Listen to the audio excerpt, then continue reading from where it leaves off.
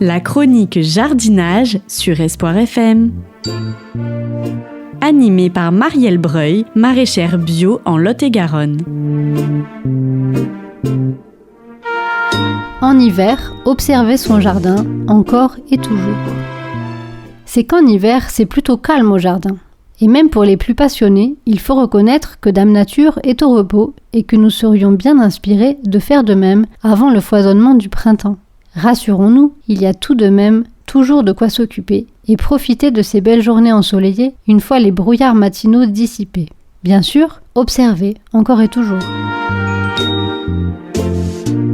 Veillez les cultures en place, enlevez les quelques herbes envahissantes, rajoutez un peu de paille au pied d'un rang de poireaux, écrasez les dernières chenilles encore présentes sur les choux, récoltez feuille à feuille les scaroles qui pourront ainsi donner tout l'hiver ou les épinards. Recueillir la semence de cosmos ou d'œillet d'Inde qui se présente en étoile, diviser la consoude à l'aide d'une bêche plate, sectionner la souche en différents endroits et replanter rapidement les éclats avant dessèchement. Ne l'oubliez pas, la consoude est envahissante, prévoyez-lui de la place. Si vous avez implanté des engrais verts, il sera temps de les faucher courant décembre et de les couvrir de feuilles mortes. Installez des voiles de forçage sur vos plants de mâche, qui pousseront ainsi plus vite. Lors de la récolte, coupez assez haut pour préserver le cœur. Une nouvelle rosette se formera et vous pourrez déguster une deuxième fois ces jolies feuilles vertes. Continuez à préparer les coins de jardin qui se libèrent. Un passage de grelinette, un peu de compost et une couverture de feuilles mortes. Si vous en avez en quantité, profitez de stocker les feuilles mortes dans des grands sacs, elles vous serviront pour couvrir les cultures au cours de l'année ou pour compléter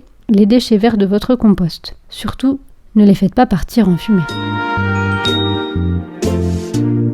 Les derniers légumes poussent tout seuls et en décembre, pas de semis ni de plantation au potager. Il y a cependant de quoi s'occuper aux alentours. Ramassez le bois mort pour le feu, taillez, plantez des arbres et arbustes. Si votre sol est lourd et argileux, n'hésitez pas à planter vos arbres sur une légère butte pour favoriser le drainage. Mélangez du compost en rebouchant le trou, paillez au pied de l'arbre. Abri à hérisson. Le hérisson est le champion des dévoreurs de limaces. Autant dire que chaque jardinier en voudrait un dans son potager. Mais celui-ci est plutôt indépendant. Pour un dressage, on repassera. On peut cependant lui réserver quelques abris, tas de feuilles sèches, d'herbes coupées, de brindilles dans le fond du jardin à l'abri d'un arbre. Construire un châssis, quelques planches, une vieille fenêtre de récup et le tour est joué. Assemblez les planches de manière à construire un bac rectangulaire de la taille de votre vitre et avec les petits côtés inclinés. La vitre qui viendra se poser dessus sera ainsi en pente pour un meilleur rayonnement du soleil et un écoulement de la pluie. Vous le remplirez d'un mélange de terre et de compost, prêt à accueillir des semis de primeur en début d'année, ou de fumier frais pour créer une couche chaude. C'était la chronique jardinage.